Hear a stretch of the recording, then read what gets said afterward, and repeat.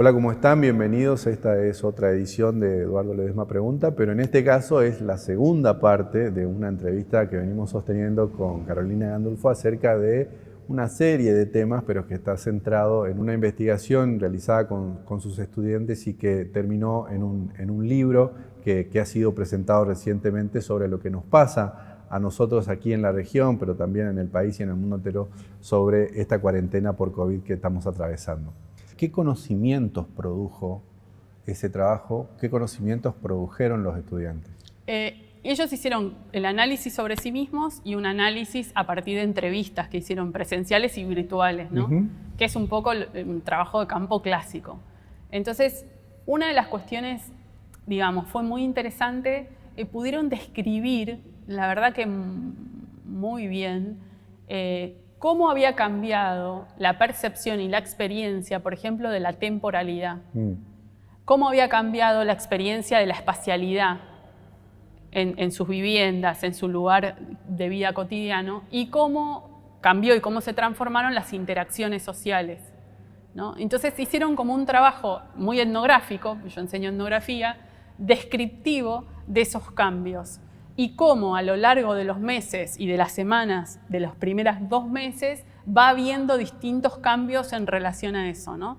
Y por supuesto describieron de una manera a veces muy aguda y muy cruda las emociones por las cuales ellos atravesaban, ¿no? Los temores, las angustias, las incertidumbres. Muchos de mis estudiantes tenían en sus familias o la mamá que era enfermera, ¿no? Que tenían, o el papá que era policía, que tenían que salir a la calle igual, que tenían mucho miedo a la hora de la vuelta. Y entonces sí pudimos ver algunas regularidades que fueron muy interesantes de cómo se había transformado la experiencia de la temporalidad. No había día, no había hora, y cómo fueron construyendo una nueva rutina, que eso me parece que lo explicaron de manera muy interesante, que el que lo lee se identifica, digamos. Porque es personal, uno de los logros, me parece, del libro tiene que ver con el punto de vista, ¿no? El punto de vista es muy importante ahí. Exactamente, hay 51 puntos de vista, pero hay muchas cuestiones también recurrentes. Hay una regularidad en el punto de vista. Exactamente, y eso es muy interesante. Y una premisa, y esto yo escuché en una de las presentaciones, este libro ya tiene varias presentaciones, en una de las presentaciones que me pareció como muy gráfico, digamos, que el COVID, la pandemia, digamos, ha generado la mayor crisis humanitaria después de la Gran Guerra, ¿no? Incluso registrada después de la Segunda Guerra Mundial. Hay organismos internacionales connotados, muy importantes, que hablan, entre otras cosas, esto lo tomo muy particularmente porque ocurrió en una de las presentaciones, hablan de crisis de aprendizaje o de pobreza de aprendizaje generado por la pandemia. La pregunta es, ¿por qué este libro o actividades de estas características hacen frente a esas definiciones tan categóricas? Sí, está buena tu pregunta. Yo no fui tan consciente. Yo hice lo que creí que tenía que hacer o lo que podía hacer, y como siempre le digo a mis estudiantes, primero y principal no me tengo que aburrir yo, ¿no?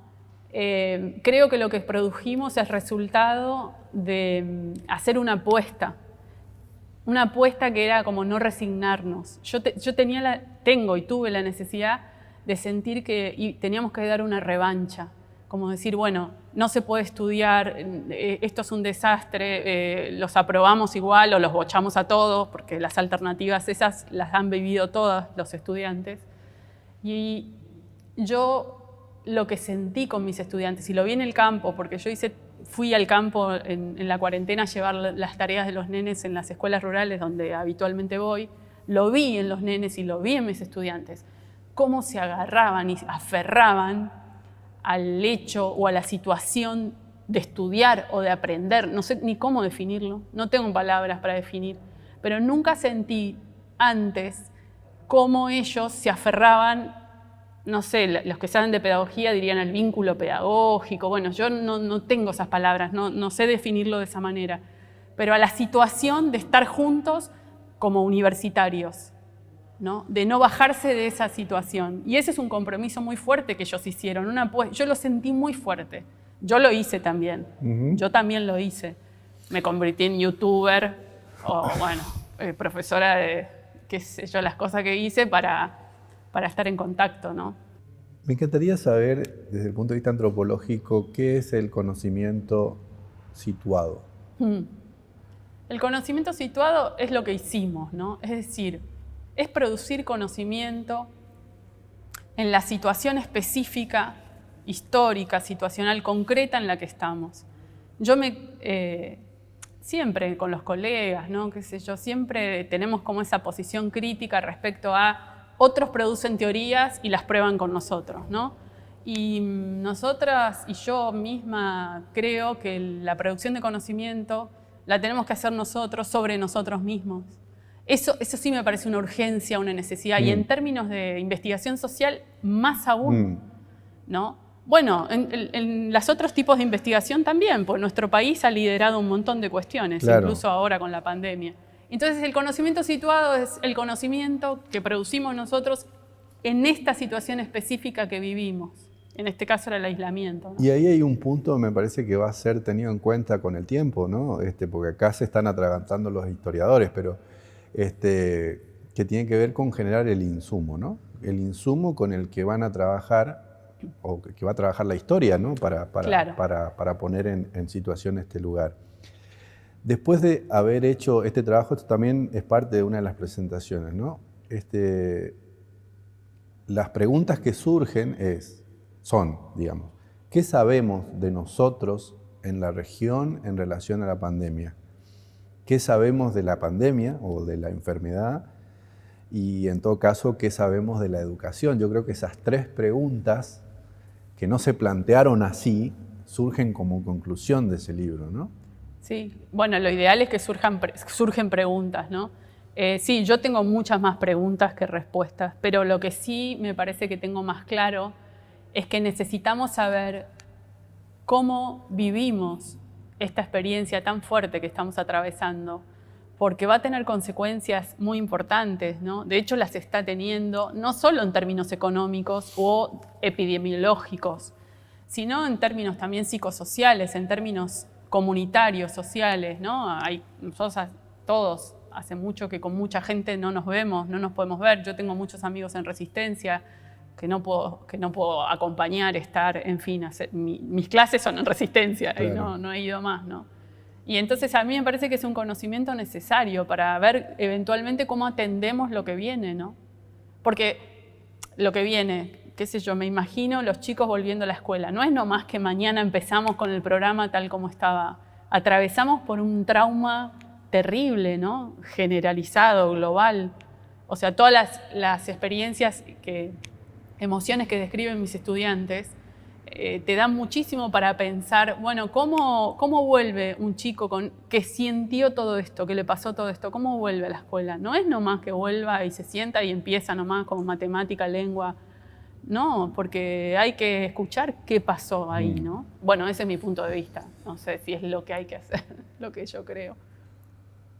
Esto también se dijo, y que tiene que ver con esto, ¿no? Que decía recién Carolina, que es que no hay preguntas, no hay respuestas, ¿no?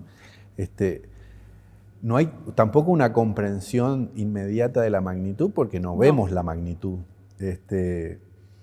Y después hay una cosa que me parece fundamental, que tiene que ver con el trabajo que hacen ustedes, ¿no? Con la antropología o incluso con la etnografía, que es que el conocimiento está en el otro, ¿no? Hay un otro que está experimentando y que está contando y que es el que tiene. En todo caso, uno va a buscar ese conocimiento. ¿Qué es todo eso y en qué nos sirve? ¿O qué línea se planteó en esos términos, que yo supongo que son términos específicos de la carrera? Sí. Sí. Porque me parece muy importante eso, ¿no? Sí, es cierto lo que vos decís, pero tal vez decir que el conocimiento está en el otro, o por ahí es preferible decir el conocimiento está en el encuentro, está en la interacción. porque no es solo lo que yo veo del otro, sino es lo que producimos juntos, lo que pensamos juntos. Yo cada vez más voy hacia una perspectiva de investigación que llamamos colaborativa, en donde las personas con las que trabajamos no son nuestros informantes, no son nuestros entrevistados, son personas con las que pensamos juntos alguna situación. Y nosotras como investigadoras, nos involucramos en ese proceso de pensamiento también con lo que pensamos, con lo que sentimos, con lo que nuestra propia perspectiva. Entonces es en el encuentro, en ese diálogo, donde podemos comprendernos mejor, ¿no? En el intercambio. Y la antropología se trata de eso, la etnografía se trata de eso. Acá con mis estudiantes yo tenía una posibilidad increíble, porque lo que yo les propongo es hagamos autoetnografía, es decir, que cada uno se mire a sí mismo y produzca conocimientos sobre esa vida cotidiana. Entonces era como una oportunidad única, ¿no? Vamos a explicar un poquito. La etnografía supone, en ese caso, una inmersión, pero también una objetivación, porque la etnografía supone un estudio en el que uno no toca nada, digamos, ¿no? Trata de modificar lo menos posible. Pero bueno, modifica porque está, digamos, ¿no? Claro, pero es muy interesante, digo, ¿no? O sea, porque todo esto hecho a niveles colectivos, digamos. Claro, esa es otra de las características de mi trabajo de investigación. En general, no soy como una etnógrafa suelta. Hago trabajos de investigación colectivos. Entonces, en general, me la paso enseñando herramientas de investigación, cómo hacer investigación. Por eso no me pareció difícil ni raro hacer esto y proponérselo a mis estudiantes, ¿no? Porque también lo hago con niños, lo hago con maestros. En general hacemos procesos de investigación colectivos. Por eso digo que cada vez más pongo o pienso que las personas con las que trabajo no son informantes o entrevistados, digamos. Ahora, a partir de esta experiencia, ¿cómo organizar el nuevo mundo? No sé, yo estoy como pasada por arriba por ahora. O sea, no. ¿Tenemos herramientas? Sí, yo creo que herramientas hay. Al menos yo apuesto a estas herramientas, que son los procesos reflexivos, los procesos de encuentro, de intercambio colectivo. Yo apuesto a esas herramientas. Yo creo que eso lo tenemos, pero hay que transitarlo. Hay una herramienta que está mencionada ahí en ese trabajo, una herramienta fundamental, que es la del lenguaje, ¿no? Sí, claro. Porque, ¿qué pasó ahí? Cuando podemos objetivar a través de un mecanismo, que en este caso sería el lenguaje, donde podemos poner en palabras lo que nos está pasando, ¿qué pasa ahí? Bueno, es hermoso poner en palabras lo que nos está pasando. No, lo que yo creo es que la comprensión de sí mismo, la comprensión de nosotros mismos, es muy gratificante, por decirlo. Nos hace sentido, ¿no? Nos reencuentra, nos pone en camino. Hay muchas cosas que la comprensión de nosotros mismos nos posibilita, ¿no? Nos sana, nos cura también, porque muchas veces hay cosas dolorosas que quedan ahí y no se entienden, y que cuando se entienden no son menos dolorosas, pero es aliviador entender por qué nos pasan las cosas. Creo que la etnografía colabora con eso, ¿no? Con ese proceso de comprensión de nosotros mismos, de por qué hacemos o no las cosas del modo que las hacemos. Esa es un poco la búsqueda. Voy a leer un párrafo, ¿no? En algunas de las clases hablamos de la función social que teníamos como cátedra, como integrantes de una comunidad universitaria en un momento tan crítico como el que vivíamos. Les pregunté a mis estudiantes cómo se posicionaban ellos en este sentido y les pedí que pensaran. Y esto me parece clave, ¿no? ¿Cuál era su responsabilidad hoy? Sí. Porque ahí también se habla de responsabilidad, de una cátedra en este caso, de estudiantes universitarios en función de un entorno, supongo yo. ¿Y cuál es la responsabilidad hoy de estos estudiantes y de ustedes como investigadores? Sí. Es algo que siempre tengo muy presente, ¿no? La responsabilidad social de mi trabajo, pero en un momento crítico como en el que estamos, me parecía urgente la pregunta. Y siempre interpelo a mis estudiantes respecto de su responsabilidad social, porque en general las carreras, en general de formación profesional, interpelan respecto del profesional futuro. Claro. Del futuro profesional. Bueno, tenés que ser buen médico, no sé qué, digamos, ¿no? Está bien, eso es como lo lógico. Pero para mí, uno tiene que ser responsable hoy en lo que le toca vivir, y en mis estudiantes yo consideraba que tenían que ser responsables hoy en lo que estamos viviendo. Como equipo de cátedra me lo planteé al inicio. Me senté ahí con mi equipo y dije, bueno, estamos en un momento terrible, histórico, no sabemos para dónde vamos, pero tenemos una fuerte responsabilidad que son estos estudiantes que nosotros tenemos. Pero después, como colectivo, yo sentía una responsabilidad social de hacer algo, de un aporte, por más chiquito que fuera, un aporte a mi sociedad donde vivo, ¿no? Y como universitarios me parece que es fundamental. O sea, la universidad pública la paga la sociedad. Nosotros nos debemos a la sociedad que sostiene la educación pública. No es nomás estudiar para un estudiante. Hay una responsabilidad, lo mismo que yo como profesora. Bueno, yo tengo esa idea. Tal vez es medio anticuada, no lo sé. Pero es mi idea respecto de ser universitarios hoy, ¿no? Entonces, mis estudiantes me miraban con cara a través del Zoom, como diciendo, ¿qué le pasa a esta mujer? Claro, ahí hay una distancia también, ¿no? Sí. El ASPO y lo que generó, lo que evidenció la desigualdad en el acceso a la tecnología, Sí. al conocimiento tecnológico, a los servicios, la inequidad de costos, una intriga que trasciende la crisis. Estamos conversando acá, analizando una cosa que todavía tampoco tenemos mucha idea de qué es lo que pasa. Pero también hay, me parece, y no sé, en todo caso es una pregunta, ¿hay una conciencia de la situación histórica más allá de que se la pueda dimensionar o no? ¿Hay conciencia de esta situación? ¿Vos decís por parte de mis estudiantes? En general, digo. Yo creo que sí, que nos atravesó de una manera tan contundente,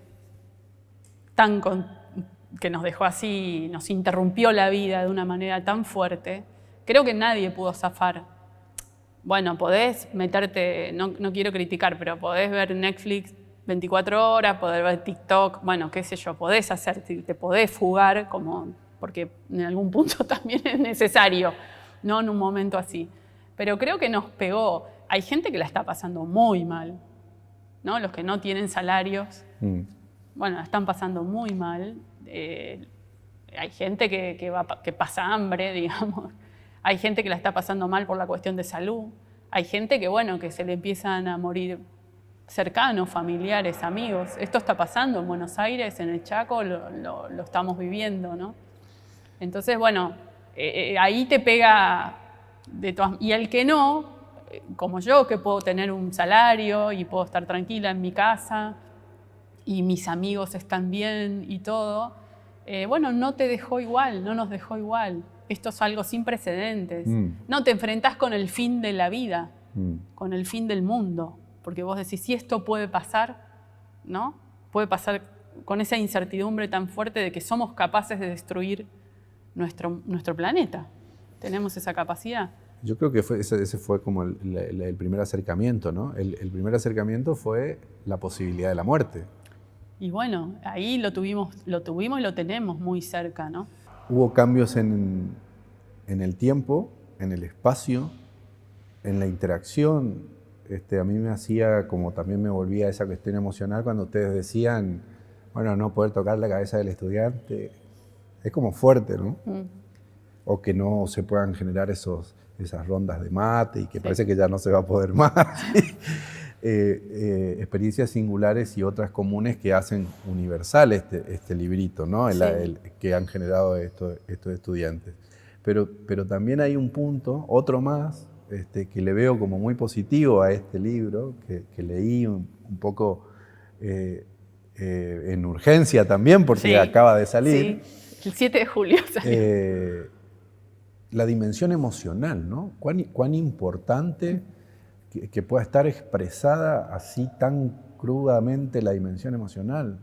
Sí, porque eso también supone un cambio de mirada, sobre todo en las cuestiones que tienen que ser más así académicas. Claro, eso te iba a decir. Para mí no hay comprensión social posible si no incluimos la dimensión emocional de los sucesos, de los hechos, de nosotros mismos. Con el guaraní es algo imposible de comprender el guaraní si yo no considero la dimensión emocional de lo que le supone a una persona hablar, no hablar, encontrarse con alguien y empezar a hablar guaraní, o que le hayan prohibido hablar en guaraní.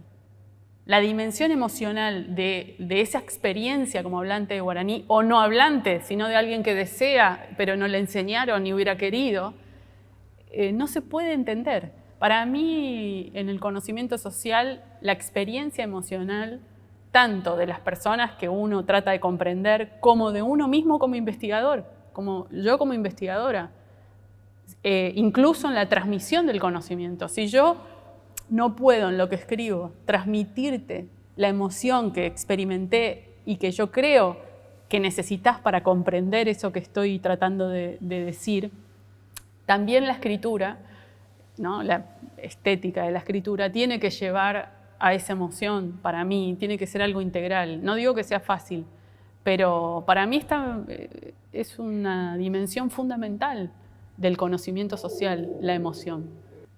¿Qué es educar para humanizar? No sé si lo diría de esa manera, pero entiendo tu punto.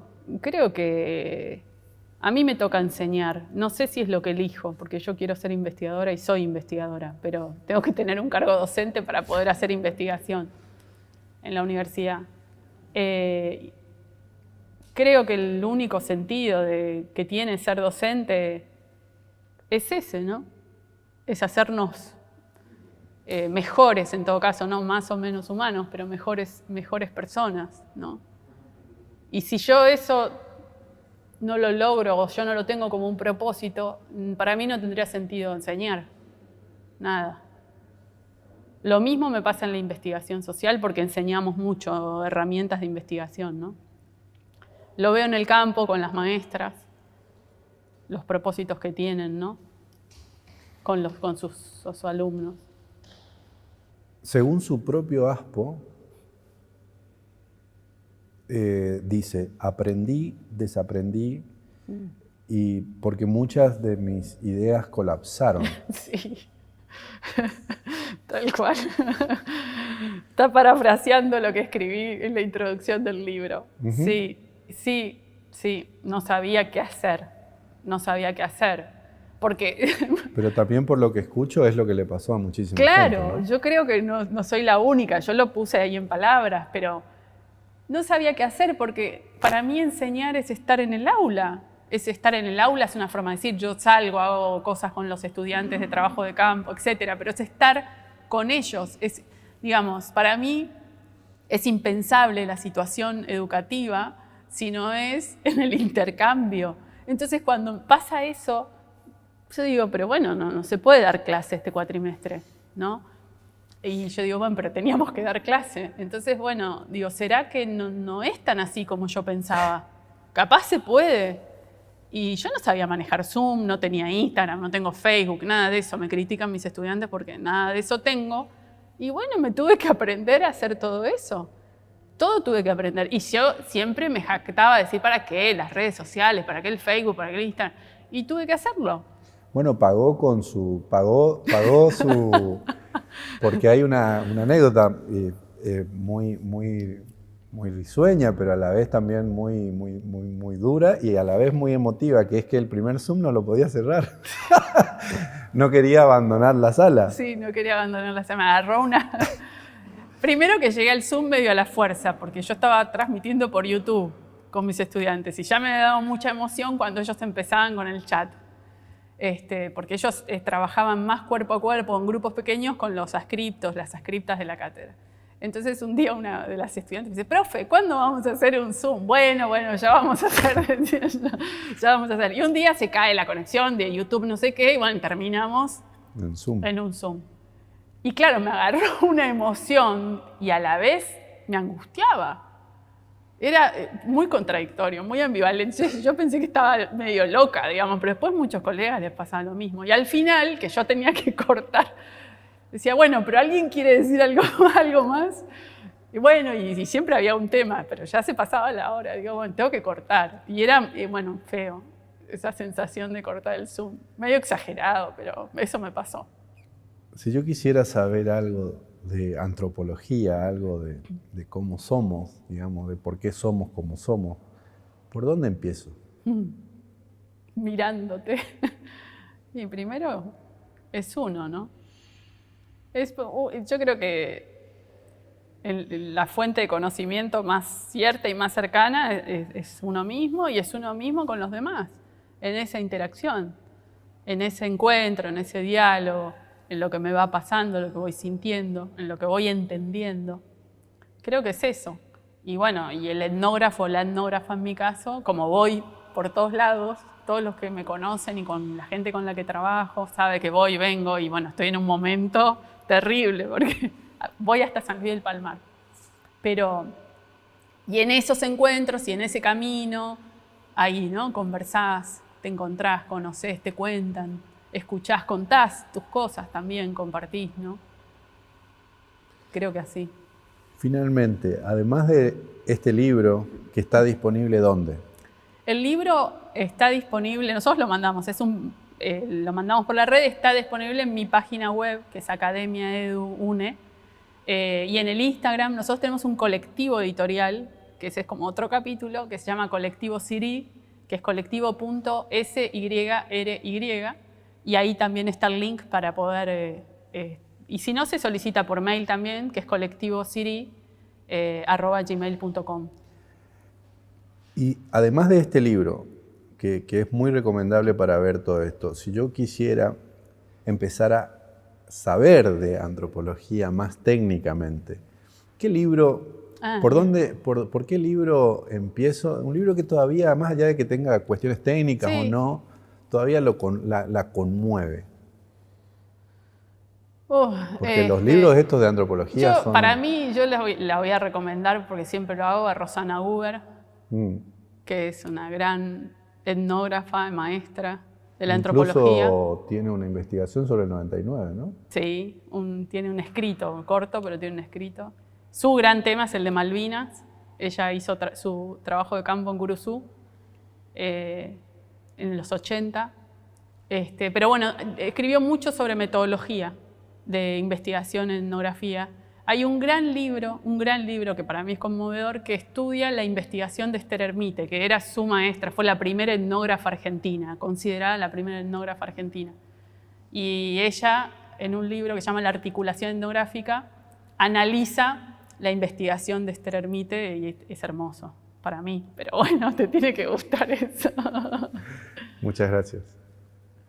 A ustedes también gracias por estar ahí. Recuerden que este y los demás episodios se pueden ver en los repositorios digitales de eduardo-ledesma.com, del diariolitoral.com.ar y también todas las semanas por este canal. Muchísimas gracias y hasta la próxima.